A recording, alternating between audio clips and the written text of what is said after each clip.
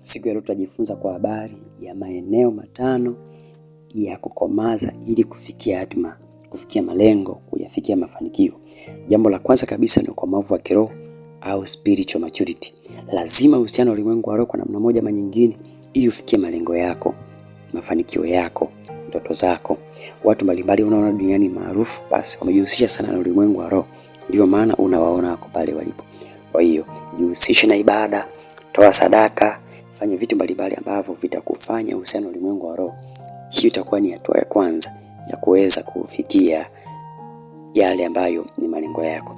Jambo la pili kabisa ambalo unataka kulifanya ama kulikomaza ni ukomavu wa kihisia au emotional maturity. Kwenye maisha, hisia zikusaidie kuishi. Usiishi kwa hisia. Ukiishi kwa hisia utateseka. Hisia zipe mipaka kulingana na uhakika wanachoishi. Uwe na mipaka kwenye hasira, uwe na mipaka kwenye furaha, uwe na mipaka kwenye huzuni, kwenye kila kitu, weka mipaka.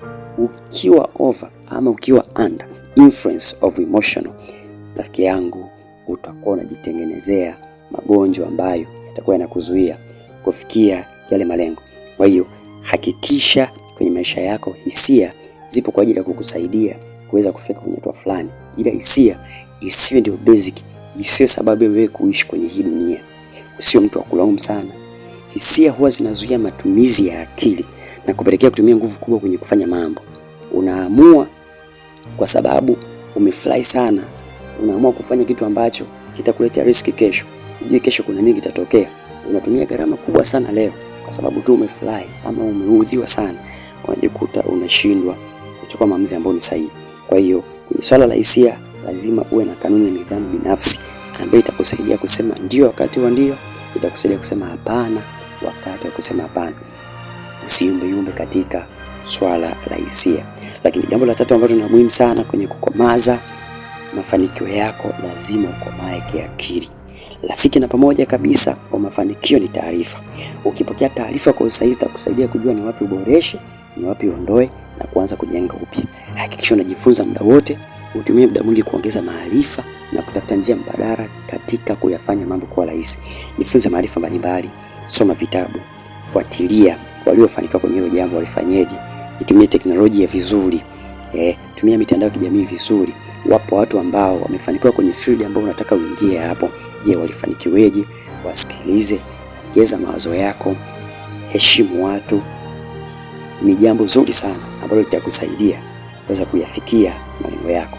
Maarifa yanapatikana sehemu yoyote ile ambapo utahitaji kuyatafuta. Wewe tu kutoa muda wako kusoma, kusikiliza. Ni muhimu sana kwenye kujali swala la maarifa. Lazima uongeze maarifa yako kama unahitaji kufikia hatua fulani ya mafanikio. Lakini jambo la 4 ambalo ni muhimu sana katika kuyakomaza, kuyakuza mafanikio, basi ni kukomaza mahusiano yako na jamii au social maturity. Ni muhimu sana kuhusiana na watu, maana hao ndio wateja wako, hao ndio marafiki zako, hao ndio familia yako, hao ndio wanaokulisha, hao ndio wanaokulipa. Hakuna biashara kama hakuna watu. Hakuna kazi kama hakuna watu. Ni kweli, ongeza ujuzi, tumia muda vizuri, okoa muda, lakini salimia watu, waheshimu watu, wasikilize watu. Hao ndio wanaojua mji vizuri, wanawajua marafiki zako kuliko unavyowajua, wanajua eneo lako kuliko unavyolijua, wanajua historia ya kwako wewe kuliko wewe ambavyo unajijua. Kwa hiyo ukiwaheshimu watu utayajua mengi. Ukiwadharau watu utakuwa umejidharau wewe mwenyewe na utakuwa umepoteza dira ya maisha yako. Kwa hiyo jijue wewe ni nani, jijue unaenda wapi kwa kuheshimu watu na kuwapa nafasi kwenye maisha yako. Kama kiongozi, hebu wape nafasi watu, wazungumze, wasikilize. Heshima hazo ya kila mtu, mkubwa ama mdogo, wana mchango mkubwa sana kwenye maisha yetu ya mafanikio. Lakini jambo la 5 kabisa ni ukomavu wa kimawasiliano au communication maturity.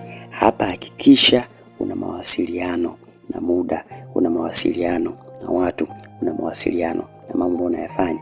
Hakikisha kila mtu kwako ni wa thamani, unawasiliana kwa namna ambayo ni bora. Usikae kivyako. Tumia lugha nzuri hata kama umekosewa.